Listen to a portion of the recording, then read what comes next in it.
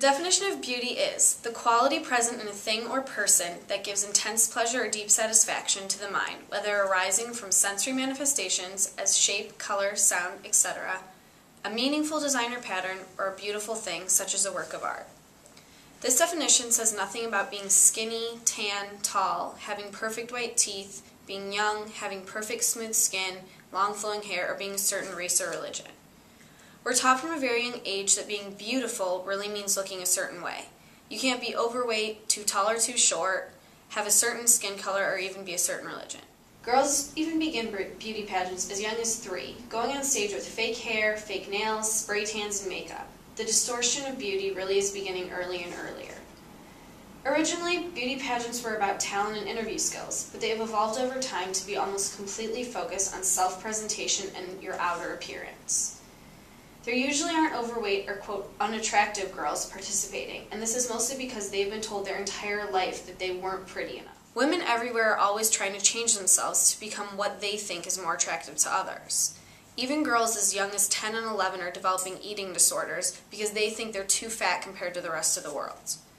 These disorders sometimes end up lasting for years or the rest of a girl's life, and sometimes turn to more serious problems like depression and suicide. Girls as young as 16 are getting breast implants because they hope it'll make them more attractive. And women are constantly getting tummy tucks, nose jobs, and liposuction because having just the slightest flaw makes you that much less attractive. Girls are becoming younger and younger when they start shaving their legs, going tanning, and getting their eyebrows waxed. And this is mostly because they can't take the chance that someone else in the world won't think they're pretty. Women are constantly finding flaws within themselves that aren't really there.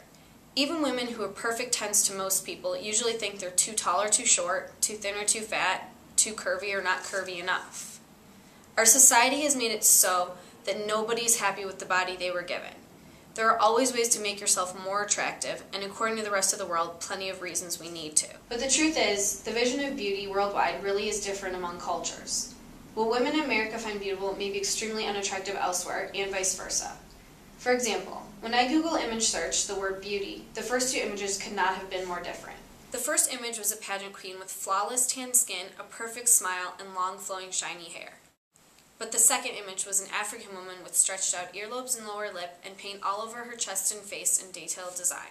I'm inclined to believe that in both America and Africa, the other woman wouldn't be considered beautiful, which is exactly why they say beauty is in the eye of the beholder. We all tend to see ourselves much different than others do, and even more different than people of other cultures do. In our current times, media is very much to blame for the crazy perception of what makes a woman beautiful.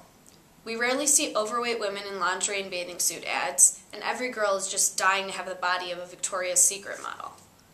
But the truth is, the women are only considered the most beautiful because that's what we tell ourselves is true.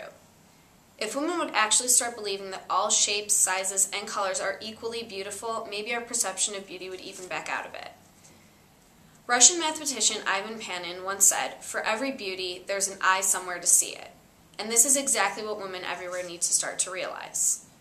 All women are beautiful, and even if one person doesn't see it, there is someone else out there that will. Once everyone begins to accept that they have been given, women all across the world will be able to tell themselves they're gorgeous and actually start to believe it. I chose to show the following advertisement to illustrate how distorted our picture of beauty truly is. I hope that after watching this commercial, everyone realizes how media and advertising play into the fact that women today are not all beautiful because of the ridiculous standards we're expected to live up to.